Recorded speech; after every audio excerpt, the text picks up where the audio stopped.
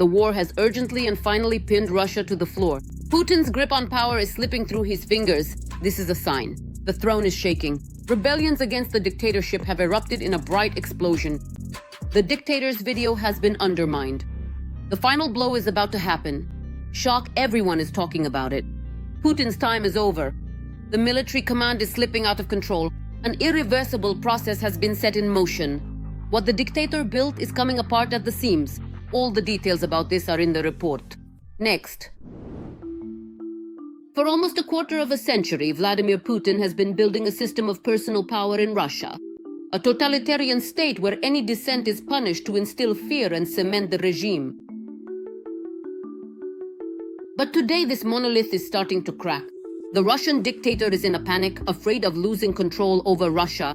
As the Telegraph writes, the bunker dweller is meticulously guarding his regime against any threats. Recently, the FSB accused Mikhail Khodorkovsky and 22 other members of the Russian anti-war committee of preparing a coup d'etat. According to the security service, the organization is allegedly planning a violent seizure of power and the overthrow of the constitutional order. This tells us that the Kremlin is paranoid. Putin is looking for enemies in order to try to strengthen his regime. John Herbst, Senior Director of the Eurasia Center at the Atlantic Council and former US Ambassador to Ukraine.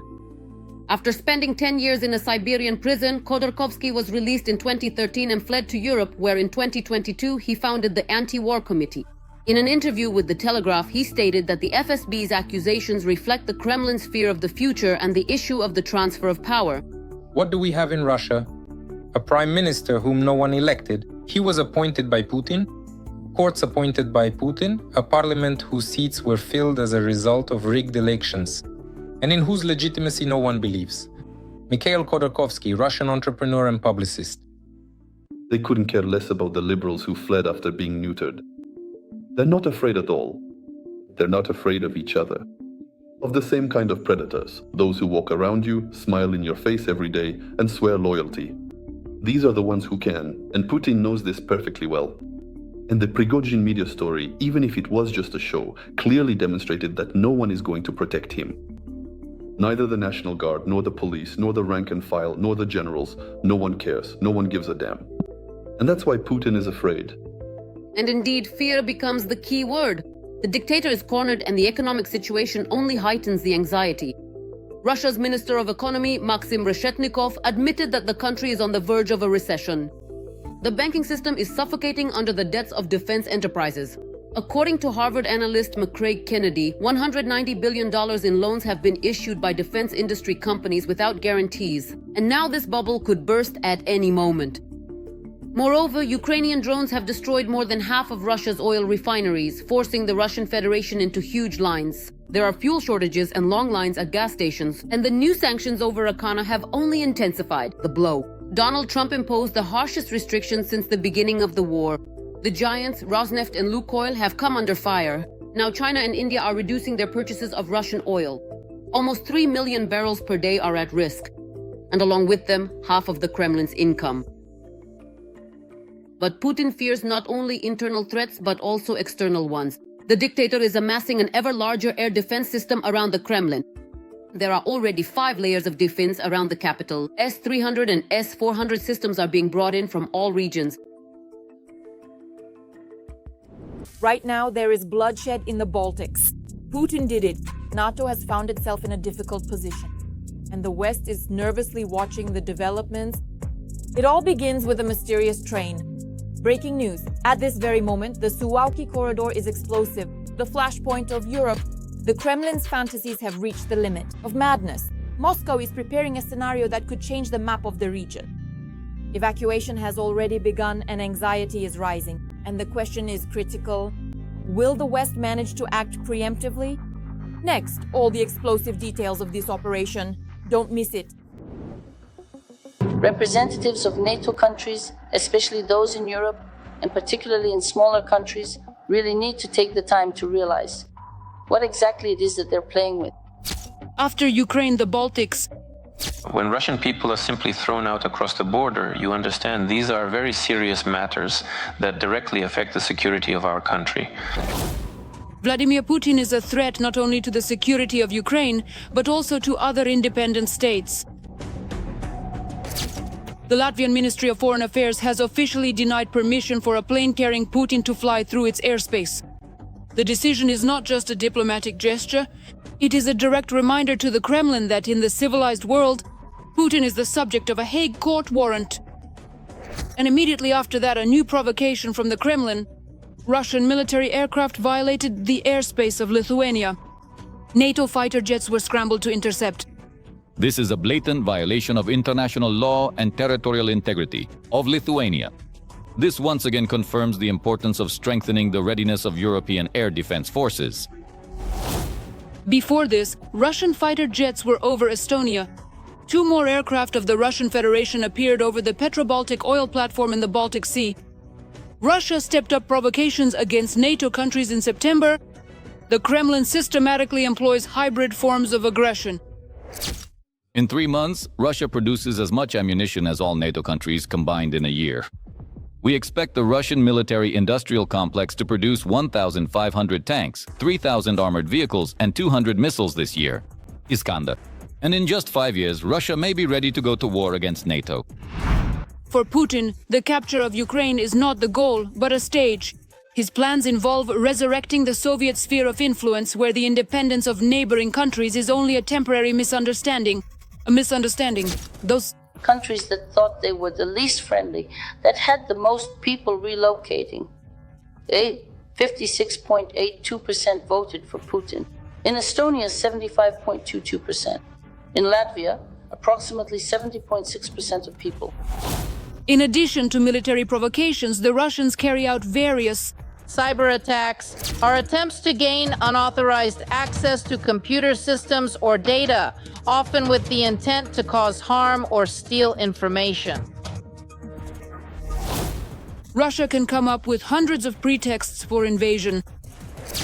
The Kremlin has already found familiar narratives for the Baltic countries to justify its invasion.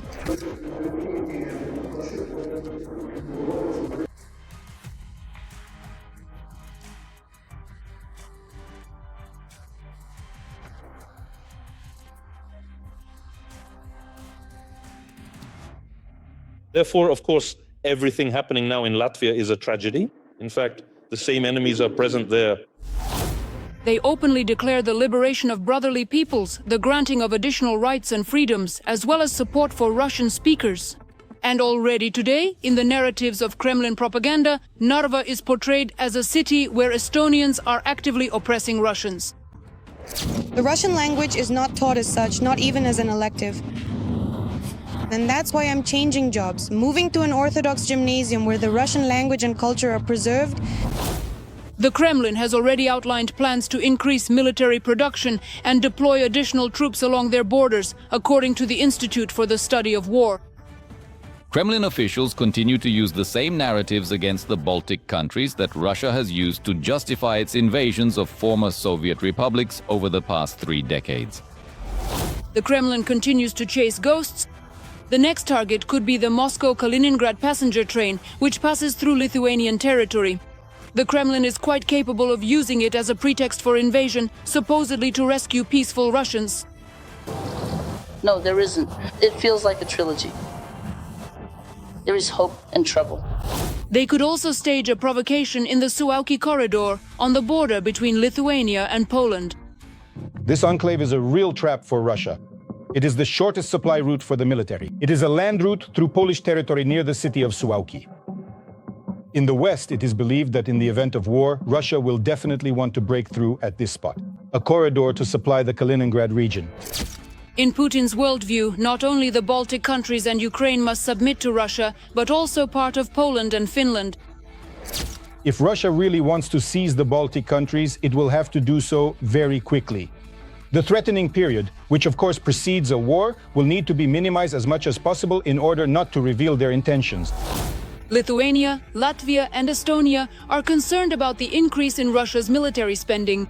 That is why they are developing a plan for the mass evacuation of 1 million people in the event of a Russian invasion. At the same time, they firmly believe that NATO's Article 5 will still work. We've been having this conversation since February 2022, or even since March 2014, when Russia first attacked Ukraine and annexed Crimea. The US is no longer willing to defend Europe, as I say, for free. They want Europeans to do their part of the work. I think that's fair. Of course, it's not easy, because it means having to cut spending.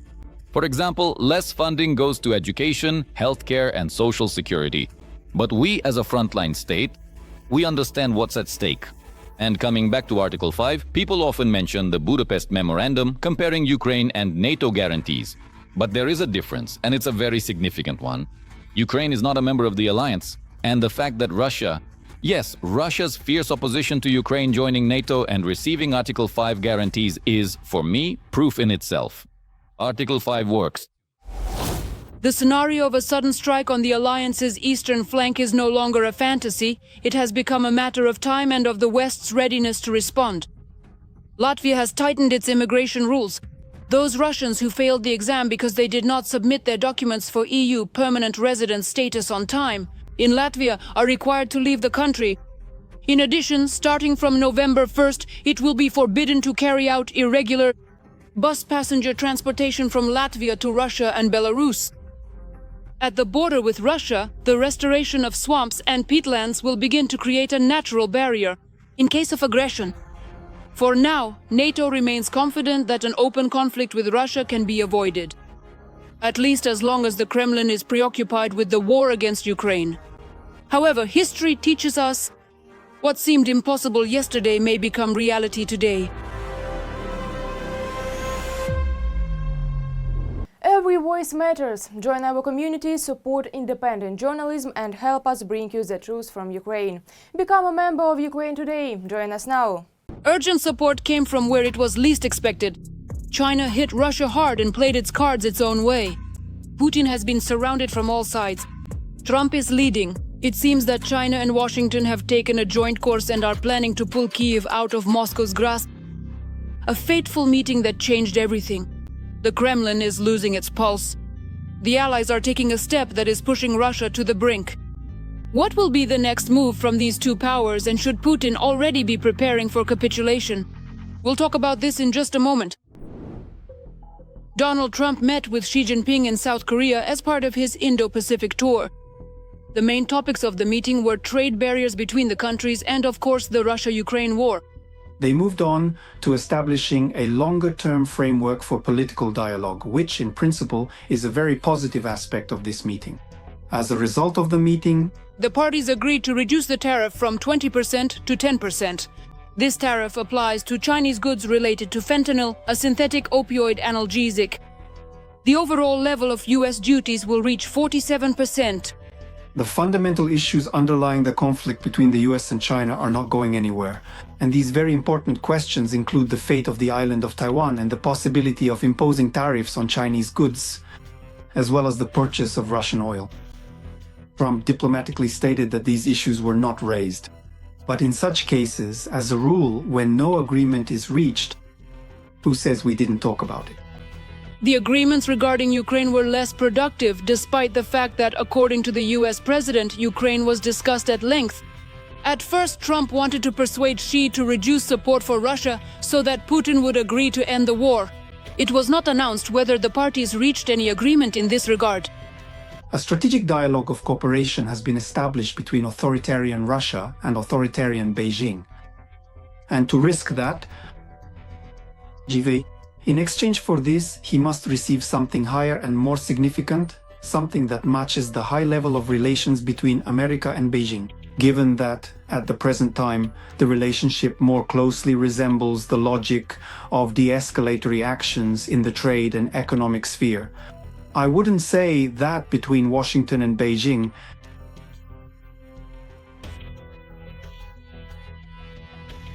Donald Trump rated the meeting a 12 out of 10.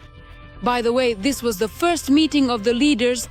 Looking at the relationship between the United States and China over the past 6 years, we can see that there have been a variety of important events, changes, and developments that have influenced how these two countries interact with each other. for a number of years, Trump said, consistently expressing his opinions on the subject in interviews and public statements, making his position clear to both his supporters and those who disagreed with him.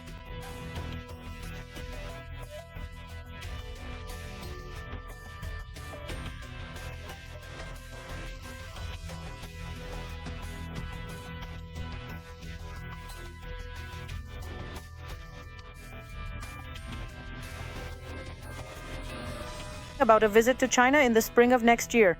After that, there will be a return visit by the Chinese leader to the U.S.